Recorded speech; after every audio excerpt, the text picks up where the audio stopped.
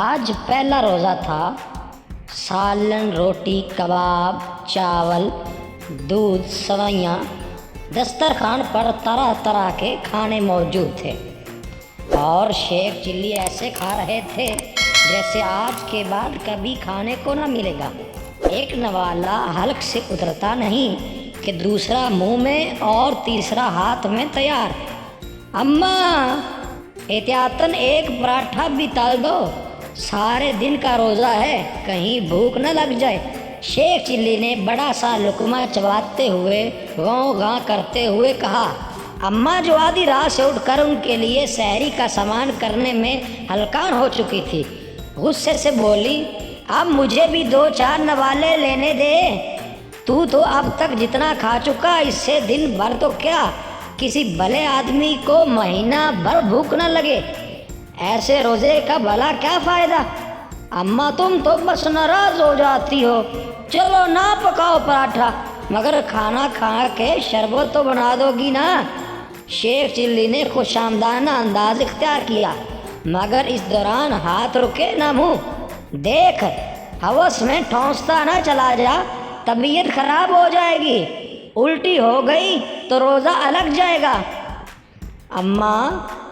اماں بولی۔ اسی وقت ایک دھماکہ ہوا، یہ لو، گولا چھوٹ گیا، تیرے چکروں میں ٹھیک سے کھا بھی نہ سکی۔ خیر، اللہ کا شکر ہے، انہوں نے کھانے سے ہاتھ روکتے ہوئے کہا۔ اس زمانے میں آج کل کی طرح گھر گھر گھڑیاں نہیں تھی، نہ بجلی، نہ لاؤڈ سپیکر۔ سحری اور افطار کے وقت گولا داغا جاتا، جس سے لوگوں کو وقت کا پتہ چلتا تھا۔ ہائے اماں، کیا سحری کا وقت ختم ہو گیا؟ ابھی تو میں نے کچھ کھایا پیا بھی نہیں، اور وہ شربت۔ شیخ چلی پریشانی سے بولے، ارے بیٹا، گولا چھوٹ گیا، اب وقت نہیں کھانے پینے کا، بس ہاتھ روک اور نیت کر، نہیں تو روزہ نہیں ہوگا۔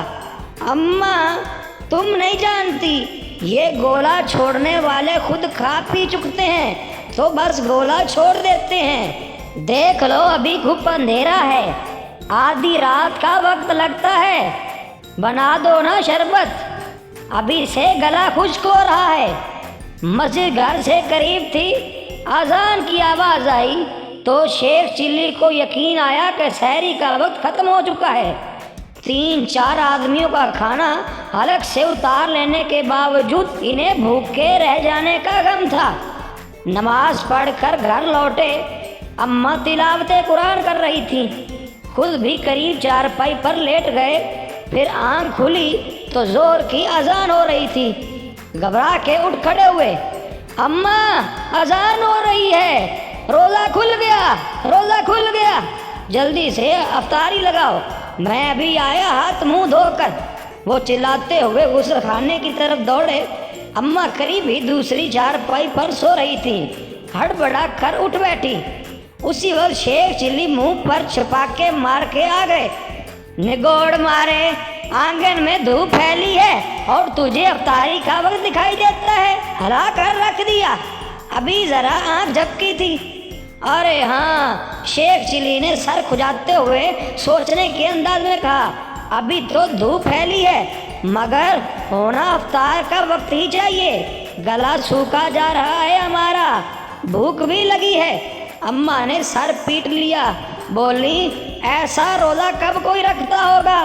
پہلے ہی کہہ رہی تھی کہ پچھلے رمضان کی طرح روزے رکھنے ہیں تو رہنے ہی دے، مگر نہ مانا۔ اب توبہ میری جو کبھی سحری میں اٹھاؤں تجھے۔ ڈانٹ پڑنے پر شیخ چلی کے دماغ کچھ ٹھکانے آئے، آہستہ سے بولے، اچھا اماں، میں نماز پڑھنے جا رہا ہوں۔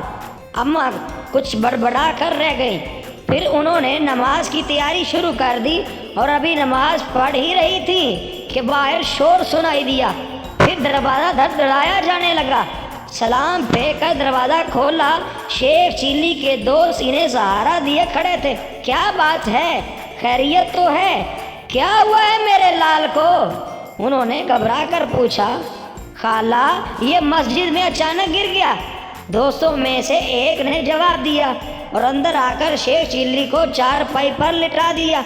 دوسرے نے مزید بتایا، خالہ نماز کے بعد شیخ چلی مولوی صاحب کے پاس گیا اور بولا، اچھا خاصا اب تک روزہ کھل گیا ہوتا، مگر آپ نے مغرب کے وقت ظہر کی اذان دے دی، ہمارا تو بھوک پیاس سے برا حال ہو رہا ہے۔ مولوی صاحب نے ڈانٹا کہ ہمیشہ بے وقوفی کی بات کرتا ہے، بھری دوپہر میں اسے مغرب کا وقت دکھائی دیتا ہے۔ ارے احمق، ابھی تو مغرب میں پورے 6 گھنٹے ہیں، 6 گھنٹے مغرب یعنی روزہ کھلنے میں، شیخ چلی نے دھیمی آواز میں کہا اور بس چکرا کر گر گیا۔ اماں نے منہ پر چھینٹے مارے، تلووں کی مالش کی۔ کچھ دیر بعد شیخ چلی نے آنکھ کھول لی۔ پانی اماں، پانی، انہوں نے کمزور آواز میں کہا۔ میرے لال روزہ ہے تیرا، کیسے دے دوں پانی تجھے؟ ہمت سے کام لے، اب تھوڑی ہی دیر کی بات ہے، پھر پانی کیا شربت بنا دوں گی اپنے لال کو۔ شربت؟ شیخ چلی ہونٹوں پر زبان پھیرتے ہوئے بولے، مگر ابھی تو 6 گھنٹے ہیں مما۔ وہ بڑبڑاتے ہوئے دوبارہ چارپائی پر اوندے سو گئے۔ جیسے تیسے کچھ وقت گزرا، اماں پنکھا جھلتے جھلتے خود سو گئی تھی۔ شیخ چلی کو خیال آیا، اماں کا روزہ ہے، بیچاری میری وجہ سے پریشان بھی بہت ہوئی ہیں، کیوں نہ افطاری خود تیار کی جائے؟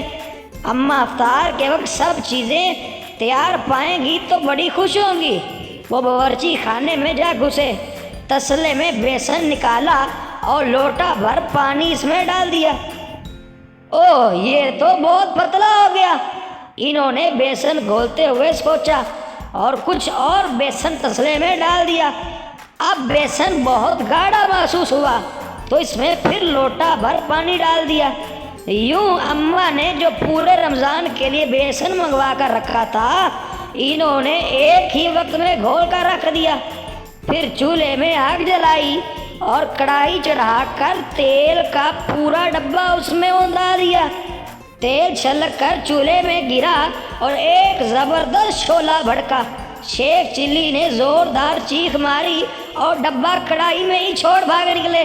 بھاگتے میں پاؤں بیسن بھرے تسلے سے ٹکرایا، جس سے وہ الٹ گیا۔ خود برتنوں کی الماری سے ٹکرائے، برتنوں کے گرنے سے زوردار شور ہوا۔ ارے اب کیا کر بیٹھا؟ اماں چلائیں۔ دم بھر کو چین نہیں ہے اس لڑکے کی وجہ سے۔ وہ بڑبڑاتی ہوئی باورچی خانے کی طرف آئیں۔ سامنے شیخ چلی کھڑے خوف زدہ نظروں سے باورچی خانے میں بھڑکتی آگ کو دیکھ رہے تھے۔ ارے بد نصیب، یہ کیا کر دیا؟ اور اب کھڑا منہ کیا دیکھ رہا ہے؟ جلدی پانی لا، آگ پر ڈال، نہیں تو سارا گھر راکھ ہو جائے گا۔ اماں چیخ کر بولی اور ساتھ ہی خود بھی پانی لینے دوڑی۔ شور سن کر ہمسائے بھی آ گئے اور سب نے مل کر آگ بجھا دی، مگر اتنی دیر میں باورچی خانہ جل کر راکھ ہو چکا تھا۔ باورچی خانہ رہا نہ کھانے پکانے کا سامان۔ افطاری ہمسایوں نے بجوائی۔ روزہ کھلنے کا وقت قریب تھا۔ شیخ چلی اور ان کی اماں دسترخوان پر بیٹھے تھے۔ اماں دعا مانگ رہی تھی اور شیخ چلی بے چینی سے پہلو بدل رہے تھے۔ بالآخر رہا نہ گیا، بولے، کب کھلے گا روزہ؟ اتنی دیر ہو گئی، سحری میں تو بڑی جلدی ہوتی ہے گولا چھوڑنے والوں کو۔ اماں نے دعا مانگتے مانگتے گھور کر دیکھا، وہ خاموش ہو گئے۔ کچھ دیر بعد پھر بڑبڑائے، اذان بھی نہیں ہو رہی۔ مولوی صاحب خود کھانے پینے میں لگے ہوں گے، انہیں کیا فکر، کوئی بھوک پیاس سے مرتا ہے تو بے شک مر جائے۔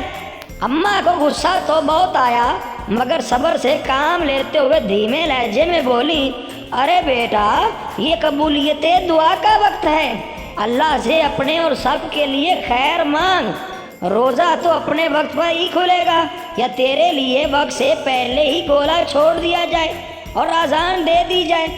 واہ اماں، یہ بھی خوب رہی۔ پہلے تو دھوپ کا بہانہ تھا کہ مغرب کی اذان دھوپ میں کیسے ہو سکتی ہے، اب دھوپ کا نام نشان نہیں، پھر بھی اذان ہوتی ہے نہ گولا چھوٹتا ہے، اور اوپر سے تم بھی کہہ رہی ہو ابھی وقت نہیں ہوا۔ شیخ چلی کے لہجے میں ہلکی سی ناراضگی تھی۔ اماں نے گہری سانس بھر کر بے چارگی سے انہیں دیکھا کہ اس جہالت کا کوئی جواب ان کے پاس نہ تھا۔ خاموش رہیں۔ پھر چند ہی لمحے بعد گولا چھوڑے جانے کا دھماکہ ہوا۔ شیخ چلی بھی توپ سے نکلے گولے کی طرح دسترخوان پر گرے تھے اور اس وقت تک نہ اٹھے جب تک کھانے کی ہر چیز کا ایک ایک دانہ اور پینے کی ہر شے کا قطرہ قطرہ نہ صاف ہو گیا۔ بعد میں بھی وہ ہر روز روزہ رکھنے کی ضد کرتے، مگر اماں نے تہیہ کر لیا تھا کہ وہ انہیں سحری میں کبھی نہ اٹھائیں گی، اور نہ ہی انہوں نے اٹھایا۔